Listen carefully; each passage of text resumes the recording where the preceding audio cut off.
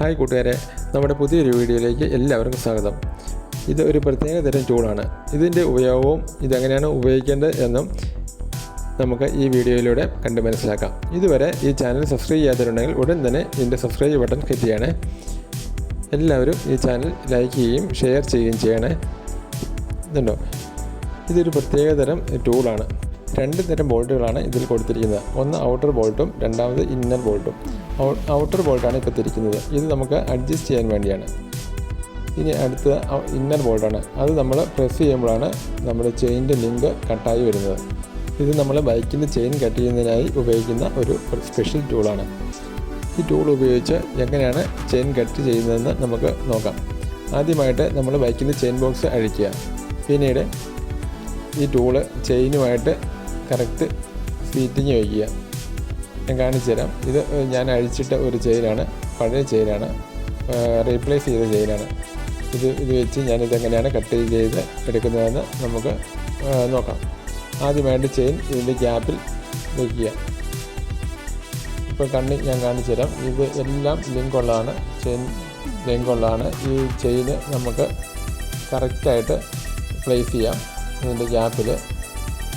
എന്നിട്ട് ഇത് അഡ്ജസ്റ്റ് ചെയ്യുന്ന ബോൾട്ട്, ഔട്ടർ ബോൾട്ട് ഇതിലേക്ക് കറക്റ്റ് ഫീറ്റിംഗ് ആക്കി വയ്ക്കുക.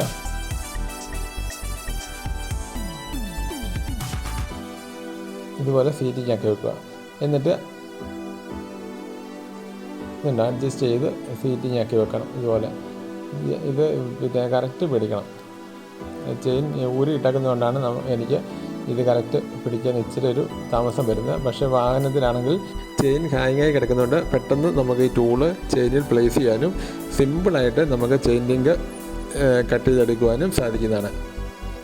ഇനി എങ്ങനെയാണ് ഇത് കട്ട് ചെയ്യുന്നതെന്ന് നോക്കാം. ആദ്യം ഔട്ടർ ബോൾട്ട് കറക്റ്റ് ചെയ്തതിന് ശേഷം രണ്ടാമത് ഇന്നർ ബോൾട്ട് നമ്മൾ തിരിക്കുകയാണ്. ഇന്നർ ബോൾട്ട് തിരിക്കുമ്പോൾ ഒരു കൈ നമ്മൾ ആ ടൂളിലും മറ്റു കൈ ആ തിരിക്കുന്ന സ്പാനറിന് വയ്ക്കുകയാണ്. കണ്ടോ, ഒറ്റ തിരിക്ക് അത് കട്ടായിട്ടുണ്ട്. ഇങ്ങനെ തിരിക്കുന്നതോറും ഈ ചെയിൻ ലിങ്കിൻ്റെ പിന്നെ ഈ ടൂളിൻ്റെ മറുവശത്തുള്ള ഹോളിൽ കൂടി തള്ളി വരുന്നതായിട്ട് നമുക്ക് കാണാൻ സാധിക്കും.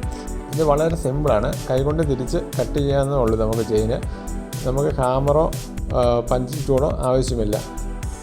നമുക്ക് പഞ്ചിങ് ടൂളും ഹാമറോ ഉപയോഗിക്കുമ്പോൾ വളരെ റിസ്ക്കാണ്. ചെയിൻ ബോക്സ് എല്ലാം ഊരി ചെയിൻ പുറത്തേക്ക് എടുത്തതിന് ശേഷം പഞ്ചിങ് ടൂൾ ഉപയോഗിച്ച് ചിറ്റിക്ക് അടിച്ച് ചെയിൻ കട്ട് ചെയ്യാറാണ് ഉള്ളത്.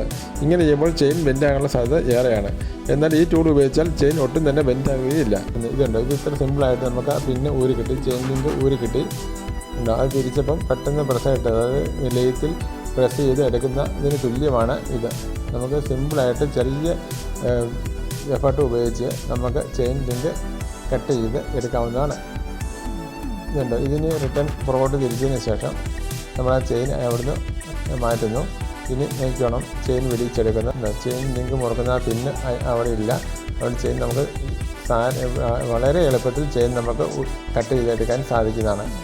നമ്മൾ നേരത്തെയൊക്കെ പഞ്ചിങ് ടൂൾ ഉപയോഗിച്ച് ചിറ്റിക്ക് അടിച്ച ചെയിൻ ലിങ്ക് എടുത്തിരുന്നത്. അപ്പോൾ ചെയിൻ ബെൻഡാകാനും പിന്നീട് ചെയിനിന് ലൈഫ് കുറയുവാനും സാധ്യതയുണ്ട്. എന്നാൽ ഈ ടൂൾ ഉപയോഗിച്ചാൽ വളരെ സിമ്പിളായിട്ട് ഈസിയായിട്ട് നമുക്ക് ചെറിയ 10-30 സെക്കൻഡ് കൊണ്ട് നമുക്ക് ചെയിൻ ലിങ്ക് എടുക്കുവാൻ സാധിക്കുന്നതാണ്. ഈ ടൂൾ ഞാൻ ഓൺലൈനിൽ വാങ്ങിച്ചാണ്. ഇതിൻ്റെ ലിങ്ക് ഞാൻ ഡിസ്ക്രിപ്ഷനിൽ കൊടുത്തേക്കാം. ഇത് സാധാരണ ബൈക്കുകളുടെ ഏത് മോഡലുള്ള ബൈക്കുകളുടെയും ചെയിൻ കട്ട് ചെയ്യാൻ സാധിക്കും. വീതിയുള്ള ചെയിനും വീതി കുറഞ്ഞ ചെറിയ ചെയിനും ഒക്കെ നമുക്ക് ഈ ടൂൾ ഉപയോഗിച്ച് സിമ്പിളായിട്ട് കട്ട് ചെയ്യാൻ സാധിക്കുന്നതാണ്. ഈ വീഡിയോ ഇഷ്ടപ്പെട്ടാൽ എല്ലാവരും ലൈക്ക് ചെയ്യാനും ഷെയർ ചെയ്യാനും അതുപോലെ തന്നെ ചാനൽ സബ്സ്ക്രൈബ് ചെയ്യാനും മറക്കരുത്. ഈ വീഡിയോ കണ്ട എല്ലാവർക്കും നന്ദി. ഇനി പുതിയൊരു വീഡിയോയുമായി വീണ്ടും കാണാം.